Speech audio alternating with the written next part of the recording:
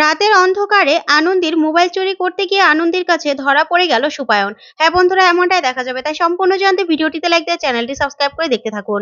গল্পের শুরুতেই দেখা যাবে আনন্দী আর তনুশ্রী মিলে সেই মন্ত্রীর ছেলের সাথে দেখা করতে যায়। তখনই সেই কেয়ারটেকার সবকিছু খুলে বলে আনন্দীদের কাছে আর বলতে থাকে যে প্রতিম দাদা খুব ভালো ক্রিকেটার ছিল, জানেন তো, ইন্ডিয়ার হয়ে খেলতেও যেত, কিন্তু তার এমন অবস্থা করেছে ওই ওই রুষা।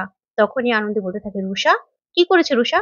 তখনই লোকটা জানায় যে রুষার সঙ্গে যখন থেকে বিয়ে হয়েছে তখন থেকেই একদম আমার প্রতিম দাদার জীবনটাই শেষ হয়ে গেছে। ওই মেয়েটার লোভ লোভ লোভ, টাকা আর টাকা, টাকা দিতে দিতে পুরো শেষ। তারপরে রুষা প্রতিম দাদাকে ছেড়ে চলে গেল আর নারী নির্যাতন কেস দিয়ে পুরো সর্বশান্ত করে দিল। তখন থেকে ছেলেটার মাথা একদম খারাপ হয়ে গেছে। তখন তনুশ্রী বলতে থাকে, মানুষ এতটা খারাপ হতে পারে? তাহলে অনিন্দ্যকে ও টাকার লোভেই ফাঁসিয়েছে। তখনই লোকটা বলতে থাকে, অনিন্দ্য মানে? তখন তনুশ্রী বলতে থাকে, হ্যাঁ গো কাকা, আমার আমার বরকে ও ফাঁসিয়েছে যে। আমার বর এখন আমাকে পর্যন্ত ছেড়ে দিচ্ছে ওর জন্য। তখনই সে কাকা বলতে থাকে, ওই মেয়ে সর্বনাশী, ওই মেয়ে সব শেষ করে দেবে। হ্যাঁ শুনেছিলাম তো, ওর আরেকটা বিয়েও নাকি হয়েছিল। যা শুনে আনন্দী আর তনুশ্রী পুরো চমকে যায় আর বলতে থাকে, কি হচ্ছে বলো তো? আমার না অবাক লাগছে, একটা মানুষ এতটা খারাপ কি করে হতে পারে? তখন তনুশ্রী বলতে থাকে, এই মেয়েটাকে কিছুতেই ছাড়বো না, কিছুতেই না। তারপরে দেখা যাবে তনুশ্রী আর আনন্দী সব কথা শুনে সেখান থেকে চলে আসে। তারপরে এদিকে দেখা যাবে অনিন্দ্য দিয়াকে ডাকতে থাকে। তারপরে দিয়া আসলে অনিন্দ্য বলতে থাকে, এই, তোমার রুষা ম্যাডামের জন্য এখনই জুস বানিয়ে নিয়ে এসো, বুঝতে পেরেছো? যা শুনে তনুশ্রী পুরো চমকে যায় আর বলতে থাকে, বাবা অনিন্দ্য, তোমার এরকম রূপ তো আগে কখনো দেখিনি। তখন অনিন্দ্য বলতে থাকে, মানে? তখন তনুশ্রী বলতে থাকে, আগে তো অসুস্থ আমিও হয়েছি, কই কোনোদিনও তো আমার ব্যাপারে কোনো খেয়াল রাখতে তোমাকে দেখিনি, বা আমার জন্য জুসও আনতে বলিনি। তখন অনিন্দ্য বলতে থাকে, তাহলে বুঝতে পারছো তো কার জায়গাটা কোন জায়গায় আর কার মূল্যটা কত বেশি? তুমি আমাকে যে সুখটা কোনোদিনও দিতে পারোনি, রুষা সেটা আমাকে দিচ্ছে। তাই রুষা আমার জন্য সবকিছু। তখনই তনুশ্রী বলতে থাকে, বাহ বাহ, তাই নাকি? তখন অনিন্দ্য বলতে থাকে, হ্যাঁ, বুঝতে পেরেছো? তখন তনুশ্রী বলতে থাকে, তুমি আমার উপরে এরকম চোটপাট কেন করছো? কেন করছো এরকম? আমি তো তোমার বউ না? তখন অনিন্দ্য বলতে থাকে, তুমি বউ না? তাহলে এখানে পড়ে আছো কেন বেহায়ার মতো? তোমার সঙ্গে আমার ডিভোর্স হয়ে গেছে, চলে যাচ্ছ না কেন? তখনই এ কথাতেই তনুশ্রী রেগে যায়। রেগে গিয়েই বলতে থাকে, এই দিয়া, রুষা ম্যাডামকে জুস নয়, দুধ আর কলা দিয়ে এসো। তখনই এই কথাতেই অনিন্দ্য বলতে থাকে, মানে? তখন তনুশ্রী বলতে থাকে, হ্যাঁ, এক কথাতেই যখন সব সুর পাল্টে গেল, তাহলে তো দুধ কলা দিয়ে তুমি কালসা পুষছো, সেটা তো বলতে হবে, তাই না?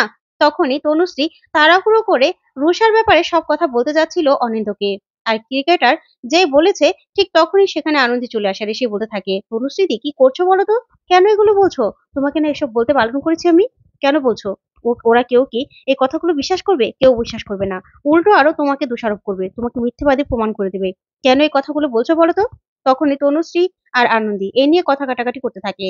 তখন অনিন্দ্য বলতে থাকে, বাহ বাহ, তোমাদের ফসুর ঘুষুর শেষ হয়েছে? তাহলে কি কথা বলবে?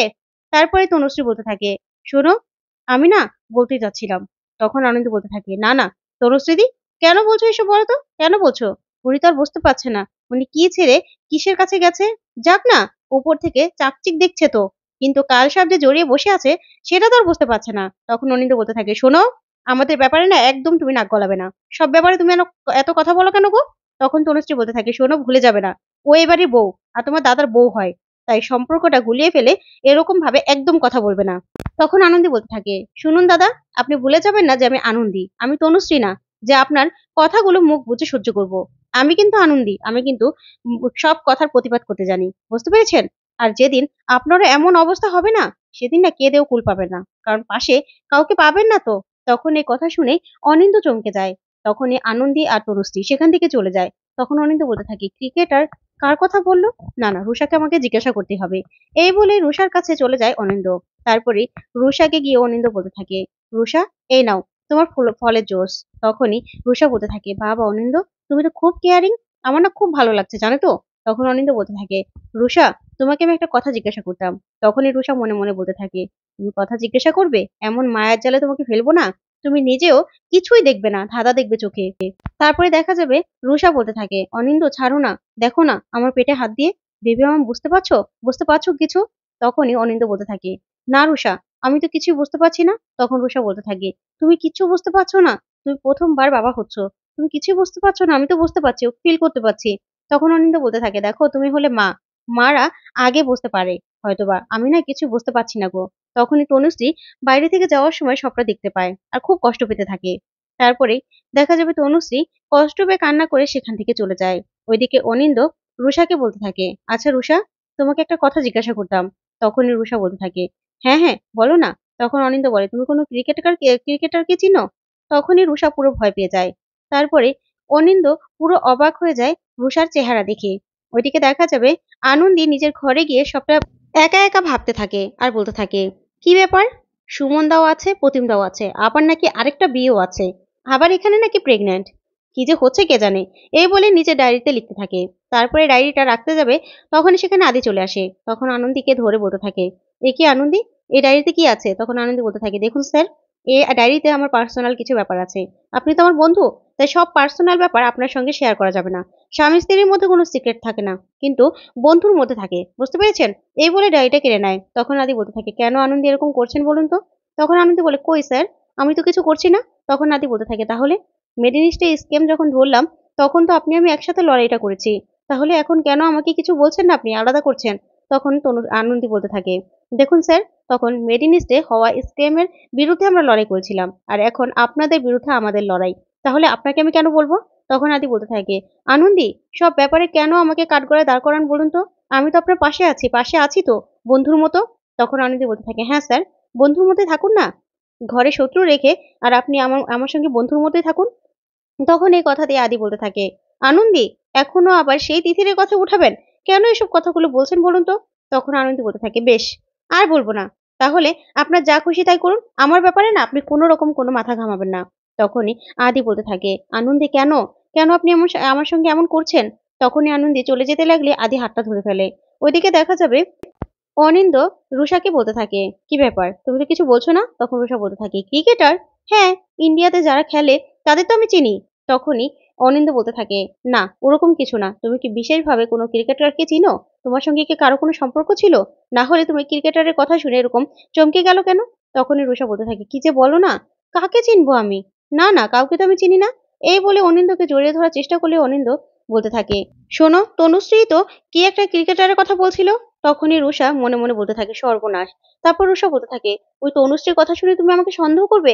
আমাদের না কেউ আর আলাদা করতে পারবে না। তুমি কেন বুঝতে পারছো না ও আমাদের আলাদা করার জন্য এসব কথাগুলো বলছে? এই বলে মাথা ঘুরানো নাটক করলেই অনিন্দ নিয়ে রুষাকে বসায় আর বলতে থাকে, তোমার মাথা ঘুরাচ্ছে? তখনই রুষা বলতে থাকে, হ্যাঁ, একটু শুয়ে থাকলে না ঠিক হয়ে যাবে। তুমি একটু যাবে, আমি একটু ঘুমোবো। তারপরে অনিন্দ চলে গেলেই রুষার সাথে সাথে সুপায়নকে ফোন করে আর ফোন করে বলতে থাকে, সুপায়ন দা, আনন্দী আর তনুশ্রীকে কিন্তু থামাতে হবে। ওরা কিন্তু বেশ কিছু জিনিস জেনে ফেলেছে। তাহলে কিন্তু তুমিও ফাঁসবে, আমিও ফাঁসবো। এই বলে ফোনটা রেখে দেয়। ওইদিকে দেখা যাবে আনন্দী আদিকে বলতে থাকে, শুনুন স্যার, স্বামী স্ত্রী তো হতে পারলেন না, তাই যা করছি সেটার মধ্যেই থাকতে দিন। প্লিজ আমাকে এসব নিয়ে আর কোনো প্রশ্ন করবেন না আপনি। আমাদের কাজ আমরাই করব। আর আমি কিছুতেই আমার দিদিকে আমি হেরে যেতে দেবো না।